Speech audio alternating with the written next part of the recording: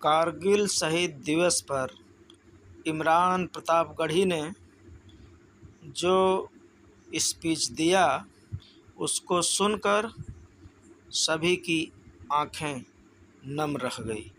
आइए देखते हैं इमरान प्रतापगढ़ी ने अपने भाषण में कारगिल के शहीदों को किस प्रकार श्रद्धांजलि दी है।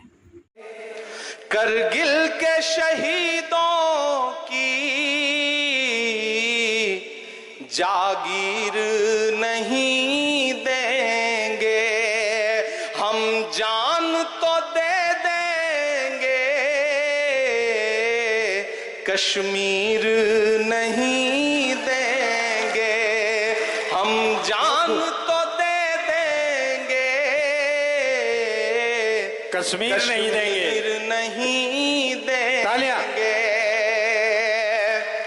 कि भारत के तिरंगे की सौगंध है हम उनको, कश्मीर तो क्या उसकी तस्वीर नहीं देंगे, कश्मीर तो क्या उसकी तस्वीर नहीं देंगे। एमडी चोपदार साहब, आपको बहुत बधाई। मैं ये बुकलेट पढ़ रहा था और इसमें 900 से ज्यादा नाम पढ़ करके मैं ये सोच रहा था कि मैं जिस जिले में पैदा हुआ हूं, जिले का नाम है प्रतापगढ़, उसमें प्रताप जुड़ा हुआ है। लेकिन आज मुझे लग रहा है कि काश मैं झुंझुनू में पैदा हुआ होता, इन सूरवीरों की इस सरजमीन पे क्यों नहीं पैदा हुआ। मेरा जनपद, मेरी मिट्टी, मेरा जिला मुझे बहुत प्रिय है, प्यारा है, लेकिन जो परंपरा शहादत की और वीर गाथाओं की इस मिट्टी से जुड़ी हुई है वो अपने आप में बहुत अनूठी है। एमडी चोपदार साहब ने जो कोशिश की है, मुझे लगता है कि यहाँ मौजूद एक एक इंसान को उनके लिए हाथ उठा करके ताली बजानी चाहिए, उनकी शानदार कोशिश के लिए। और वो अभी माइक पर बात करते करते भावुक से हुए कि बसें रोकी जा रही हैं। चोपदार साहब, जब भी कुछ अच्छा काम करिएगा तो ये सब झेलना पड़ेगा, पड़ता है ये। एक जुगनू था, वो बहुत चमकता था।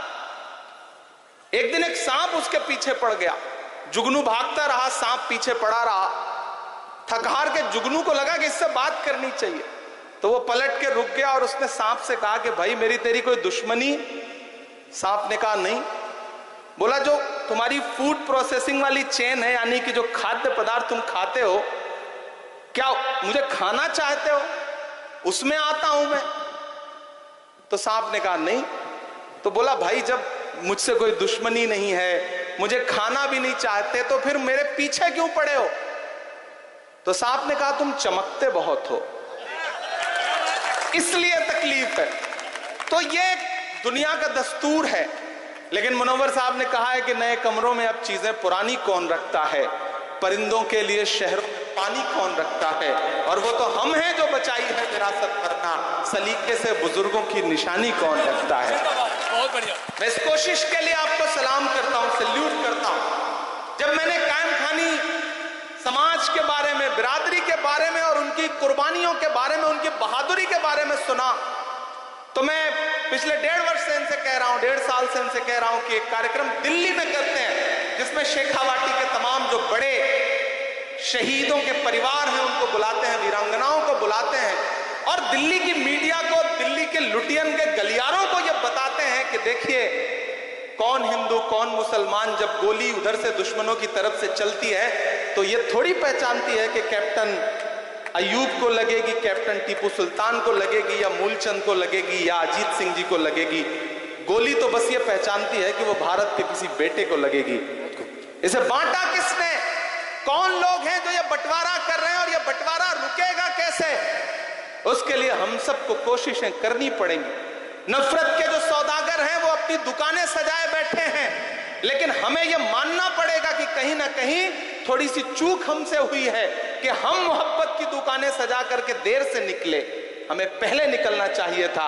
अभी जब कारगिल के नायक खड़े होकर के ये बता रहे थे कि हम अल्लाह अकबर का नारा लगवा रहे थे, हमने आगे बढ़ के दुश्मनों से कहा कि सरेंडर तुम्हें करना पड़ेगा। तब इन्होंने बिल्कुल ये नहीं सोचा होगा कि मेरे पीछे जो मेरी फौज है उसमें कौन हिंदू है, कौन मुसलमान है। मेरे भाई, मैं बहुत युवा हूं और चूंकि साहित्य की दुनिया से निकल करके सियासत की दुनिया में पहुंचा हूं, तो मैंने अपने अंदर की संवेदनशीलता को अभी भी बचा के रखा हुआ है। मैं वादा करता हूं कि ऐसा कोई मौका जरूर आएगा जल्द ही। मैं देश की पार्लियामेंट में आज जो नाम मैंने यहां पढ़े हैं, ये नाम मैं बहुत जल्द देश की पार्लियामेंट में एक दिन पढ़ूंगा, ये मेरा वादा।